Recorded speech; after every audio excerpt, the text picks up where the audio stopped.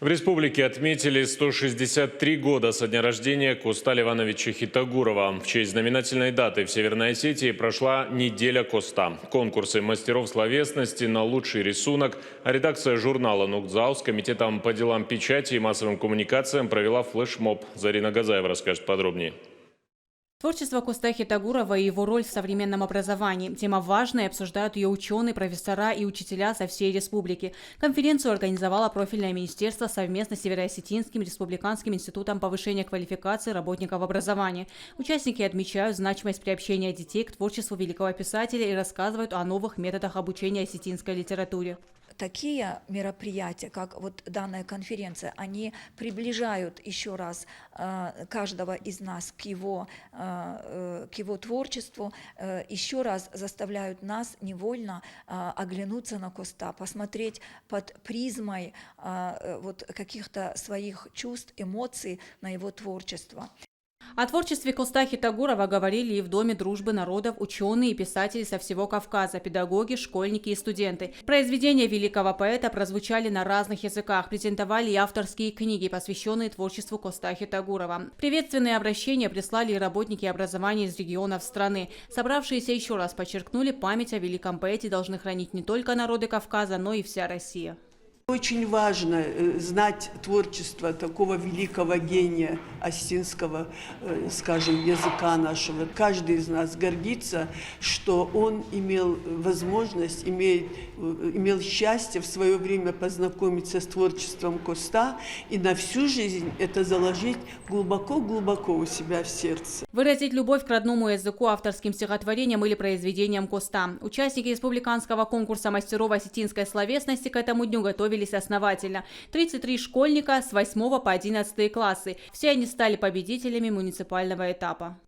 Сегодня здесь, в рамках этого мероприятия, есть такие участники, которые уже неоднократно принимали участие в наших предыдущих конкурсах и становились победителями.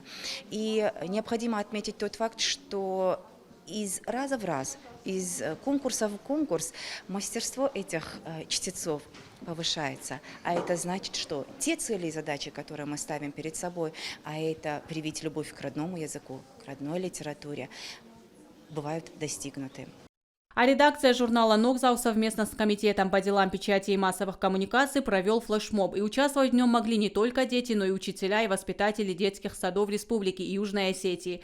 Им предстояло прочитать произведения Коста на осетинском и русском языках. Среди участников были и представители других национальностей. Основная цель – укрепить любовь к родному языку.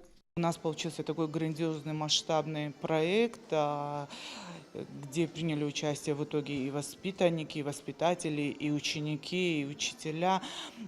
Во всех этих категориях мы определили победителей. Мы посчитали, что самым лучшим подарком в этот день станут книги самого Косты Ливановича Хитагурова. В принципе, победители и получат его книги с его произведениями. Коста был и первым профессиональным художником Осетии. Конкурс рисунка «Слово и образ» направлен раскрыть именно эту сторону в детях. 60 человек со всей республики в 2 возрастных группах должны были представить изображения на основе произведений Косты Хитагурова. Лучшие работы в будущем появятся на страницах детского журнала «Нукдзау».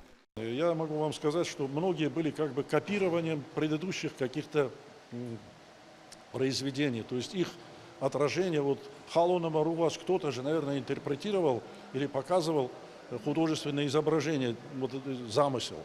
Поэтому кто-то попытался перенять этот фрагмент, но большей частью самостоятельной работы. Это радует. Ну, если даже копируют, все равно это тоже есть какое-то старание, какое-то умение, какое-то желание оказаться увиденным среди публики, среди всех видов массовых информации. В день рождения Коста 15 октября по традиции памятные мероприятия начались в пантеоне Осетинской церкви. Участие в них приняли председатель правительства Борис Джанаев, спикер парламента Таймураз Тускаев, представители министерств и ведомств, общественных организаций, творческая интеллигенция, учителя и школьники. Епископ Владикавказский Аланский Герасим провел заупокойную службу. Школьники прочитали пронзительные строки выдающегося поэта, каждая из которых наполнена безусловной любовью к своей родине. Зарина Газаева, Мария Кутаева специально для программы «В итоге».